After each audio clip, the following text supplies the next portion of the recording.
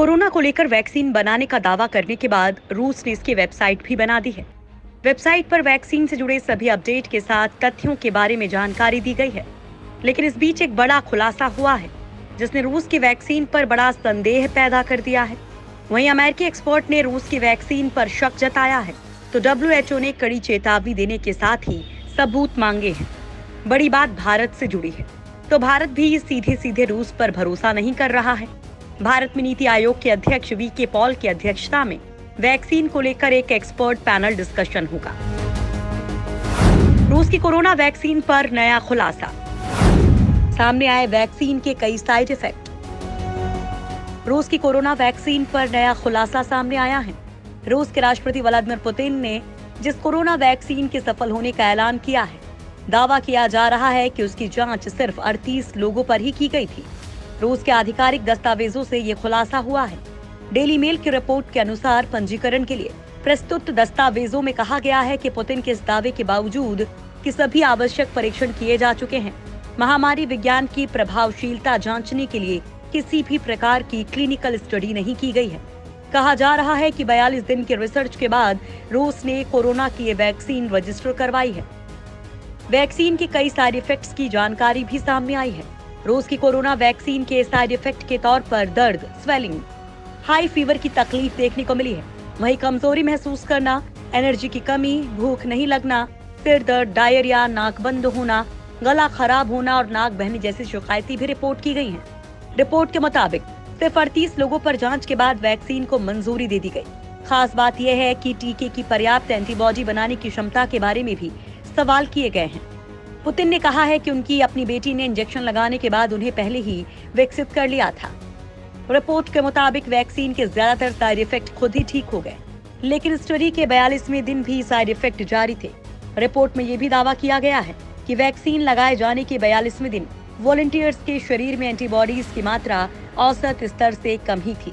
वहीं 18 साल से कम उम्र और 60 साल से ज्यादा उम्र के लोगों को भी रूसी वैक्सीन लगाने की इजाजत नहीं दी गई है, क्योंकि ऐसे लोगों पर क्या असर होगा इसकी जानकारी नहीं है।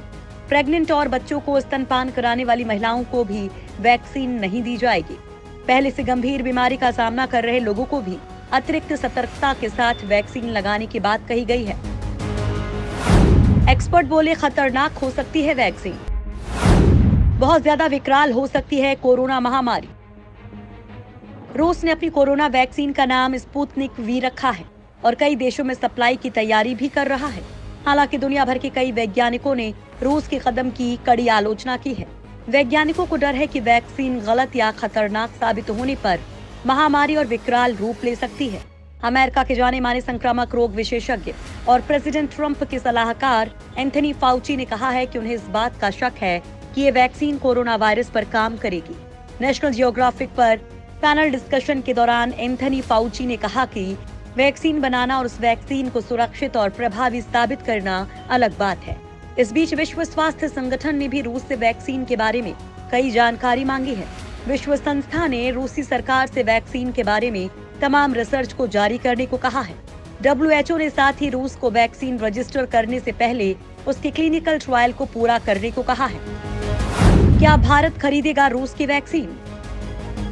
रूस की वैक्सीन के सामने आते ही सबसे बड़ा सवाल उठता है कि क्या भारत ये वैक्सीन खरीदेगा?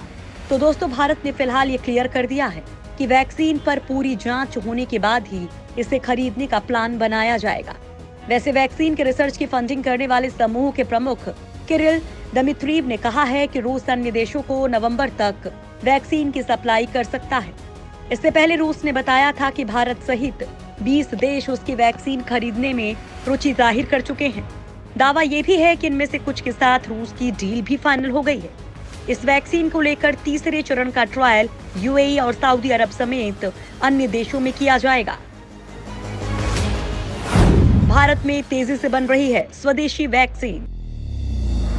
भारत में फिलहाल 2 कंपनियों की वैक्सीन को लेकर चर्चा है।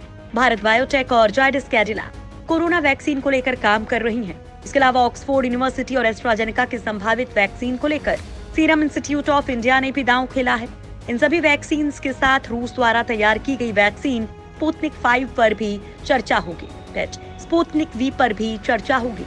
एक्सपर्ट पैनल की बैठक में वैक्सीन के उत्पादन और उन्हें लोगों तक पहुंचाने के तरीकों पर चर्चा की जाएगी। दुनिया में वैक्सीन का क्या है हाल? अमेरिका के राष्ट्रपति ट्रंप ने अमेरिका की मॉडर्ना कंपनी से कोरोना वैक्सीन के डील का ऐलान किया है। उन्होंने कहा है कि वैक्सीन विकसित किए जाने के बाद फार्मास्यूटिकल कंपनी मॉडर्ना देश में 10 करोड़ डोज उपलब्ध करवाएगी। वहीं मॉडर्ना के मुताबिक अमेरिकी सरकार ने इस वैक्सीन के लिए कंपनी को $1.5 बिलियन का भुगतान भी किया है। मॉडर्ना फिलहाल वैक्सीन का क्लिनिकल ट्रायल कर रही है। ये ट्रायल 27 जुलाई को शुरू हुआ था। वहीं चीन ने अपने सैनिकों को कोरोना का टीका लगाने की शुरुआत कर दी है। मीडिया रिपोर्ट्स की माने तो पीपल्स लिबरेशन आर्मी की मदद से चीन ने कोरोना का टीका बनाया है और उसे बड़े पैमाने पर सैनिकों को लगाया जा रहा है। चीनी मीडिया के मुताबिक चीन के डॉक्टर चेन वेई की इस टीके को लेकर खूब तारीफ भी हो रही है।